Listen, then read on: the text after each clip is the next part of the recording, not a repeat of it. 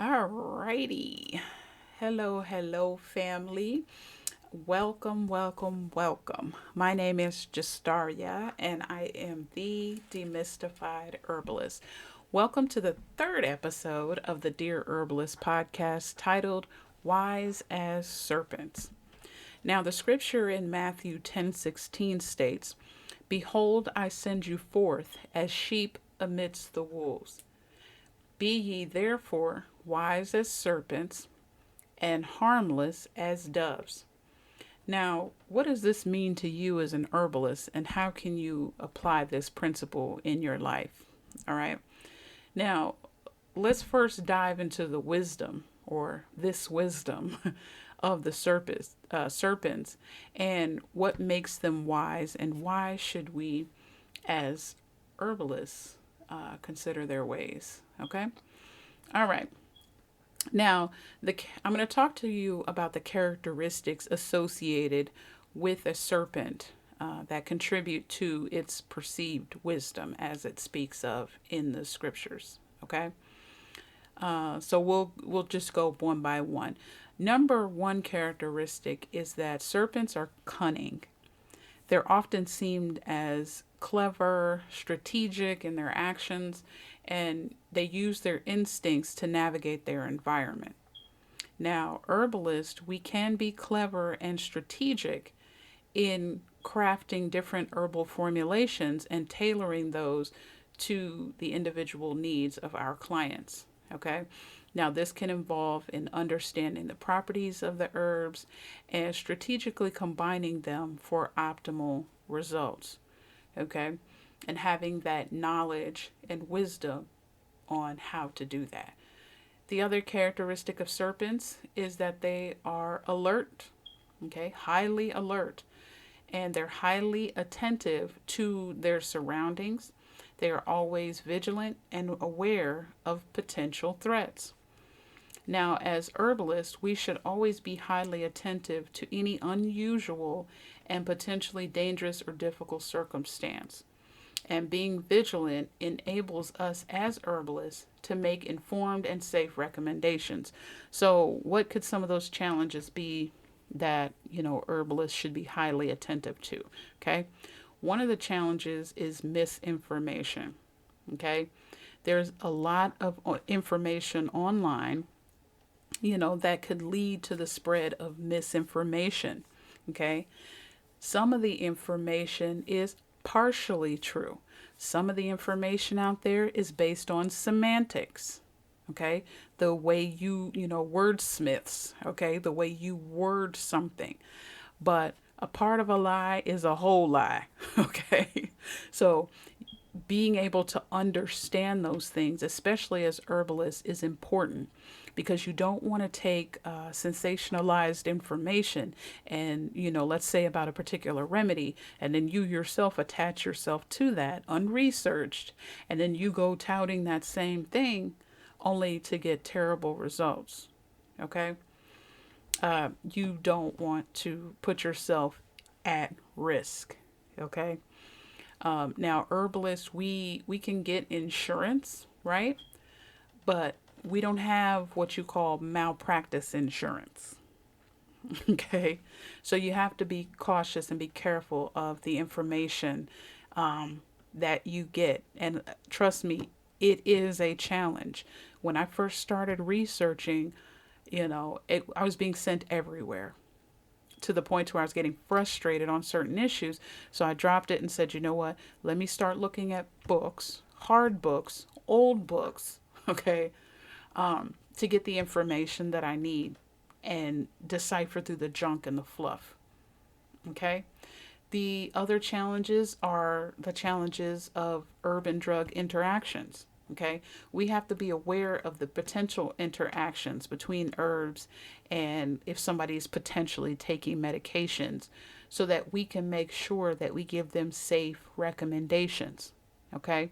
Now, there is a thing in the medical community where people medication hop. Okay. There is a thing in the medical community where people don't disclose to one doctor the medications they got from another. because they know if they tell that doctor that they just got this and that pill from X doctor over here, then that doctor over there won't give them what they actually came for. So if they're playing these games in the medical community, how much more do you think they would play these games with herbalists? Oh no, I'm not taking nothing else. Nope, it's just, water and grapes. you know. And come to find out, they're taking statins.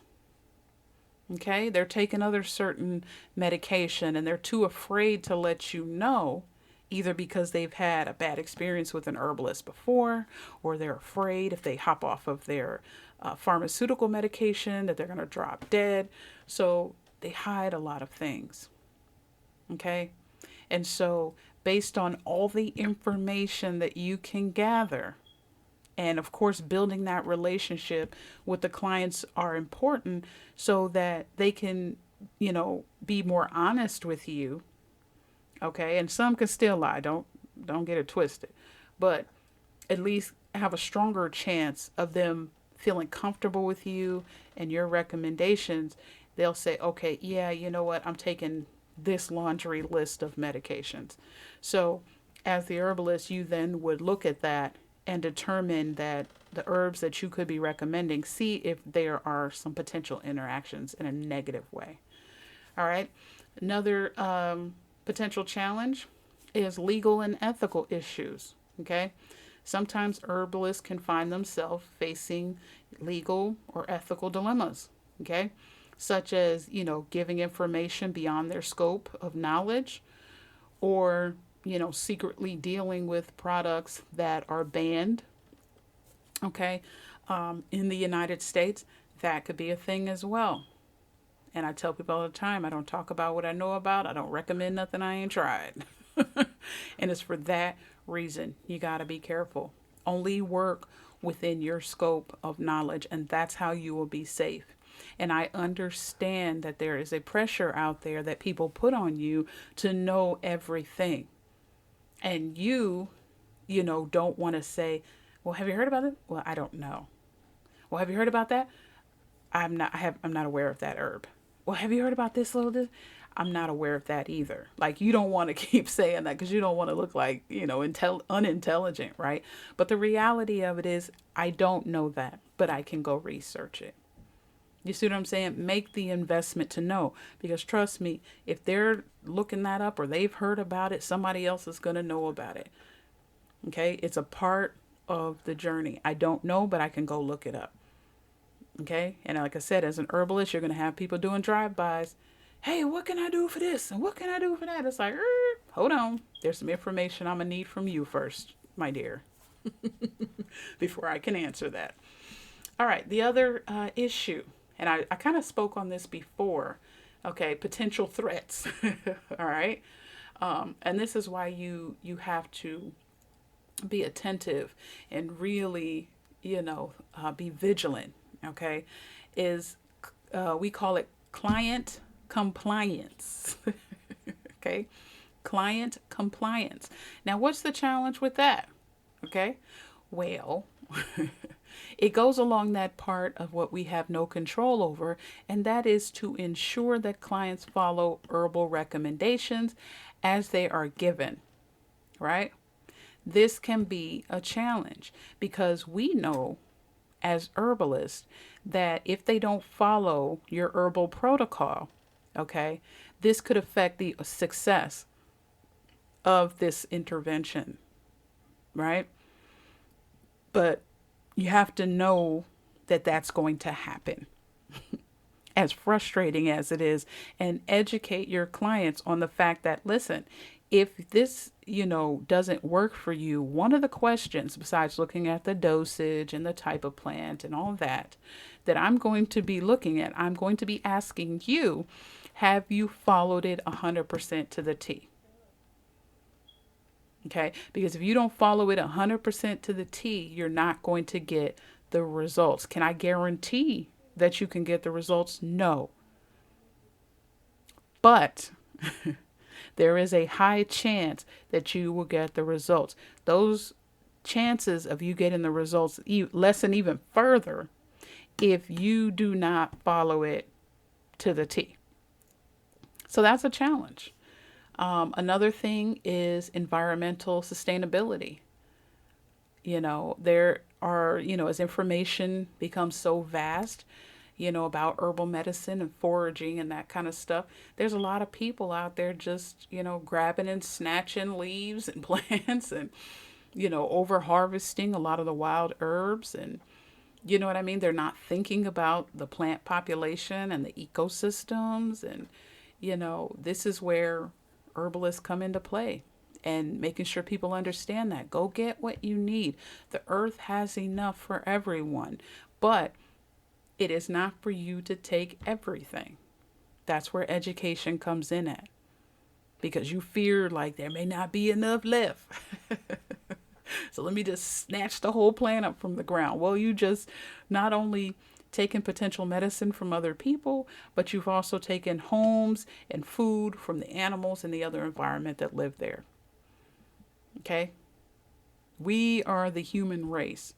So we have to be leaders in respecting our environment and just take only what you need.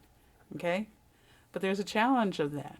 And then that you try to go out there and get what you need and can't find it. Because everybody and their mama's out there over harvesting, right? Another challenge, potential challenge for herbalists is financial sustainability. Okay? Being able to open up your own herbal program, school, clinic. I don't want to call it a clinic, but I'm just saying that so you can get what I'm talking about. Can sometimes be difficult because you're faced with the task of trying to get clients. And then once you get clients, having that staying power for them so that they can financially support your business, and then your business can thus grow. But also dealing with the highs and lows that come with that.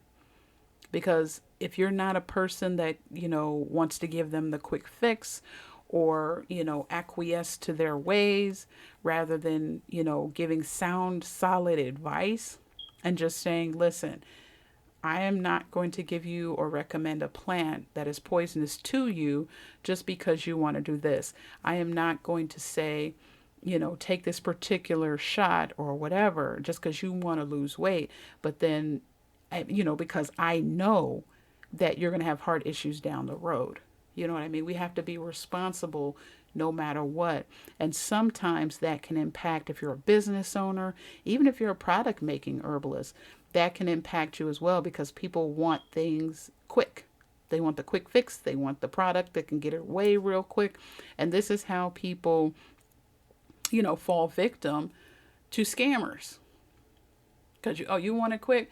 Cool. I'm going to tell you that if you drink this, it's going to take away the pain in your leg. So you drink it. And it takes away the pain in your leg.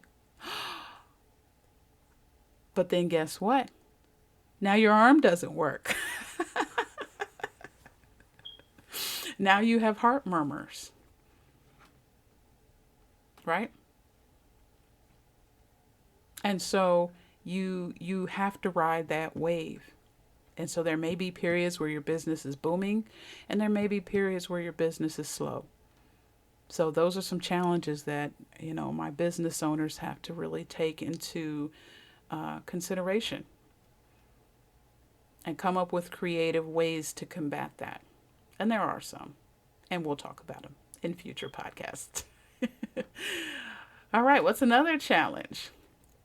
Public perception. Okay, overcoming skepticism or misconceptions about herbal medicine, to the broader public can be a huge hurdle. When I am out in the community talking about plants and showing products and doing all this other stuff, I run into a lot of skeptical people. Okay, a lot of people, first of all, they don't believe it at all. Then you have some that, they ran into those snake oil salesmen that made those guarantees because they didn't want to be patient and trust the process. So they trust, Joe Schmo over here and it didn't work. So then they come to me and I'm trying to explain about my products, and I'm an herbal educator, so I believe in education. I'm not trying to hurry up and get a sale. I want to make sure that you fully understand what you're getting, and I fully understand when you know what you're dealing with. But unfortunately, there's a lot of people that, you know, they have a lot of skepticism, or they believe that, you know, plants can, work 100%. Right? Meaning that you can just pop something in your mouth and immediately something happens. Right? And so, you don't judge them for that. They don't know. They don't know what you know, you know. And that's the reason why we have to become educators, whether we want to or not. All right. So let's talk about another characteristic. We just finished the challenges, right? We just finished those challenges and, why we have to be alert as herbalists. So we're going to talk about, I just lost my place on my notes. I have to keep notes, y'all, because if I don't keep notes, I can get to going and and I want to stay on topic, and I want to definitely respect your time anytime I do talk. And if you are new to this podcast, I definitely want to tell you thank you for listening in. I certainly appreciate it. Anytime I have listeners, I definitely appreciate it. All right, so next thing is patience. Okay, serpents exhibit patience in how they hunt. Okay, waiting for that perfect and that right moment to either strike or seize an opportunity to get someone, right? So how does that apply to herbalists? Okay. As herbalists, we have to exude patience. And for those of us that struggled with it, because I struggled with it, I'm going to be honest, we have to be patient. Okay. We have to be patient because, first of all, our herbal interventions can take time for us to really see some results with our clients. Okay. And so we have to look at our remedies and what we recommend to people. Look at it like we're in it for the long haul. And over time, there may be times where we may have to reassess or adjust some things, but look at it as a long-term plan rather than looking at it for right now, outcome. Now, our patient, well, I don't want to say patients, I don't like that word. Our clients, may not have patience and they may want to see something quickly. But we just have to remain patient, communicate with them about the process, set clear and concise expectations so that they understand the journey they're on. You can give estimations and timelines, but be very clear that along the way we'll be monitoring the body. The body makes the decision when it's back in balance and good. Okay? But we have to be patient. Another way as herbalists that we have to be patient is patient with people. Okay? Good, bad, or ignorant. We have to be patient with people because sometimes people can stomp on that last nerve that you have. But the reality of it is that people that come to you, they come with their own baggage. Okay? And, like I said, maybe they've been hurt before. Maybe they've been disrespected before. Maybe somebody gave them something that didn't work or whatever. So they come with their own baggage. And based on that baggage, that's the lens that they look through to, interact with you. And it may be annoying, could be frustrating. But just be patient with people. Be very patient with people. Because we need patience, and we need patience with ourselves sometimes. And we ask other people to be patient with us because we're human. We don't know it all. And we too have to take time to research things and all of that. So my other point of patience is to be patient with yourself. There's a lot to know. It's a lot to learn. And depending the path in herbal medicine that you've chose, there's things that you will learn that you haven't learned before. So be easy on yourself. Don't put a lot of pressure on yourself. But be patient with yourself and love yourself throughout this learning process and this journey. Okay? Now, another characteristic of the serpent is adaptability. Okay? And we are going over, if you're just joining the middle of the podcast, we are going over the scripture of being wise as serpents and harmless as doves. And so, serpents are adaptable creatures. Okay, they can thrive in various climates and environments. So as herbalists, we should adapt, anything, recommendations, because the recommendations that we make, we will deal with people of many different constitutions and that, have a myriad of health conditions, right? And as knowledge is ever increasing and changing, so are rules. Those rules and regulations are changing. Whereas they left herbalists alone, now they're trying to, lawmakers are trying to move in closer and maybe consider regulating the field. So because of all these varying changes, I feel like those that will survive are the ones that can adapt and that can adjust rather than being so rigid about the way that you are doing things and conducting yourself. Okay.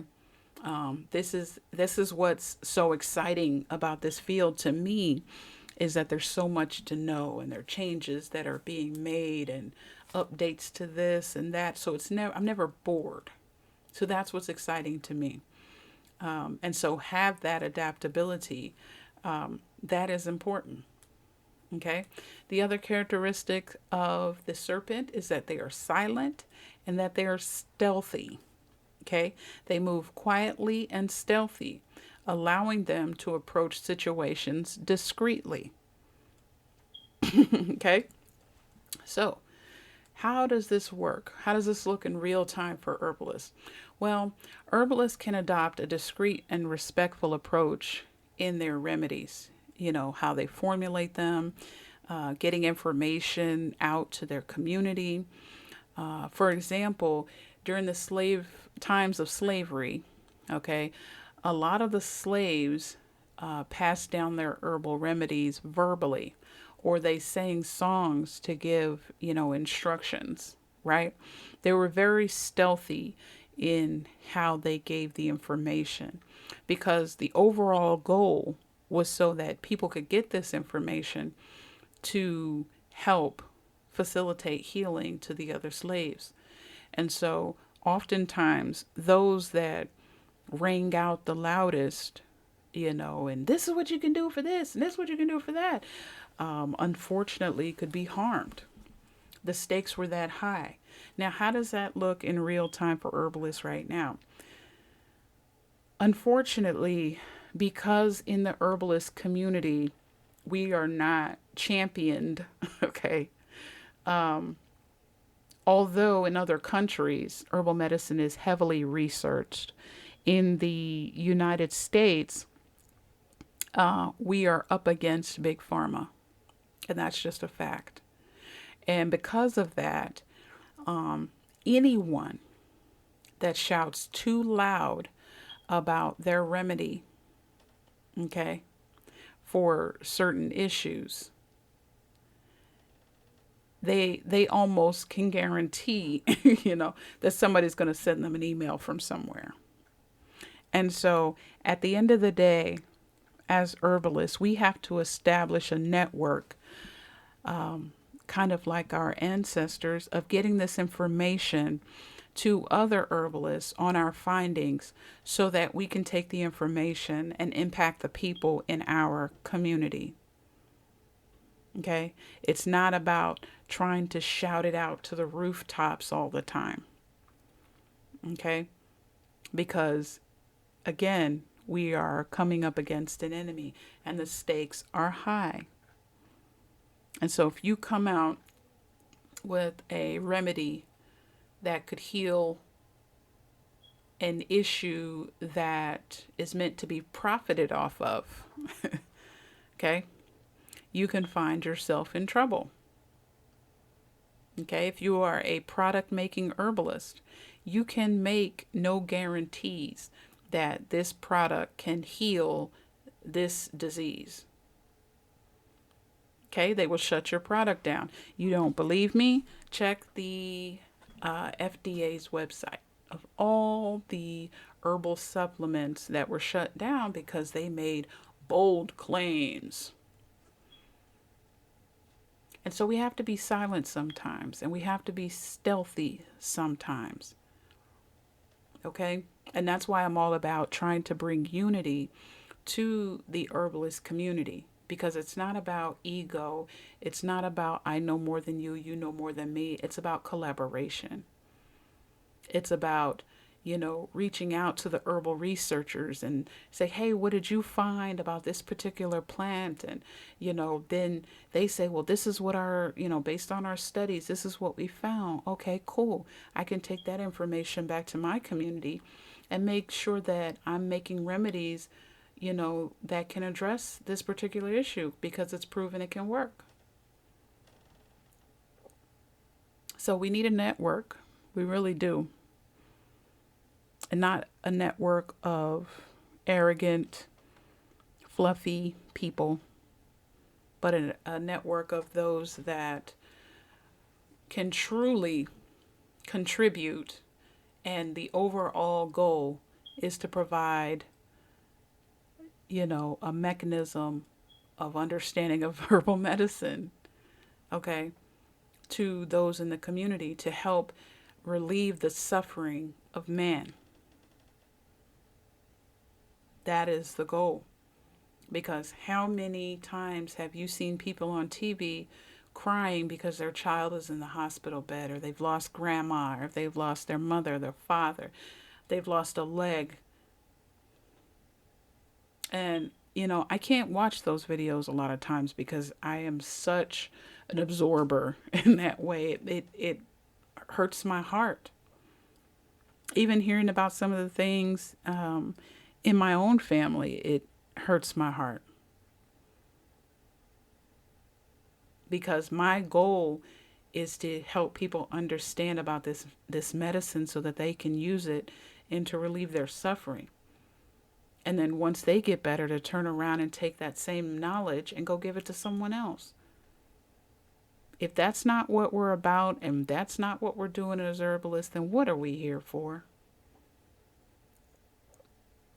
I mean, really, what are we here for? All right, let me get back on track. I told y'all I could hop. I can hop around. Okay, the last characteristic of the serpent before we hop into the doves, the characteristics of the doves, right, is resourcefulness. So serpents are resourceful in hunting and finding shelter, showcasing the ability to make the most of their surroundings. And so they're resourceful. Now, like our resourceful serpents, herbalists can make the most of available herbs and resources in their community. Okay, where to get the plants? If you don't know, who does? Who has them? The same applies with knowledge available for courses and books and grants and other materials. We have to be resourceful. If you know something and it's benefited you, share it with your fellow herbalist. If you've applied for a grant that you've won and it's been able to help you, share that with your fellow herbalist. Okay? We want to be resourceful. Now let's look at the doves. Okay? It says to be as harmless as doves. Okay? And so these are some of the characteristics that are associated with doves. Okay? Doves are a symbol of peace and tranquility. Okay? Doves are loyal and they're committed. They are known for their gentle and calm nature. They are often associated with harmony and balance. They are commonly associated with love and romance, but they're also seen as messengers, conveying messages of hope, peace, and positive news. They are recognized for their nurturing aspects, okay? And they're adaptable. They can thrive in various environments. They're resilient and versatile. So all of these characteristics we as herbalists should strive to be: peaceful, loyal, committed to our cause, gentle in how we handle our clients, and calm. Just because somebody's all riled up and wound up, you don't got to get that way. Let them do backflips, spin around. You said that you can do this and I want that, and stay grounded. Okay? Look at your own life. You know what I mean? Are you operating with harmony? Or is there balance there? Okay? Are we talking about love?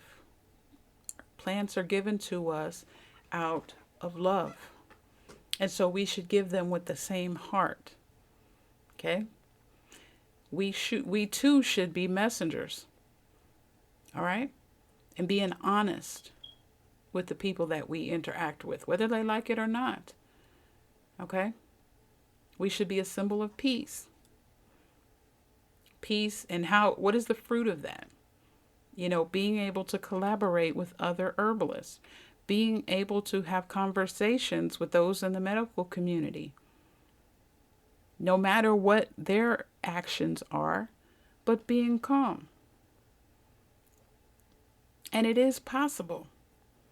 I know with my mother, there were some of her doctors that wouldn't want to talk to me at all, because they didn't subscribe to what I do. But then there were other doctors that would listen, didn't force the issue, and absolutely understood. This isn't about a war and bickering back and forth with people. This is about helping facilitate healing in people and relieving the ailments of man. Okay? So we have to be a symbol of peace. Okay? The other thing is nurturing. Sometimes people don't know. They haven't been told. They haven't been taught. It could be a fellow herbalist. It could be those in your community. Okay? And then adapt and adjust. Because there's always changes. The world is running at such a fast pace. You constantly have to adapt. And so if you are dealing with anxiety, you have to pray, center yourself, okay? And learn to adapt and adjust, because the changes are not going to stop happening.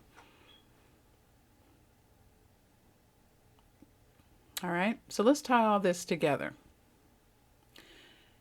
We can use some of the characteristics of serpents that will help us strategically formulate our remedies, stay vigilant in addressing common challenges, exercise patience, adapt to diverse situations discreetly, and make the most of the available resources. Okay?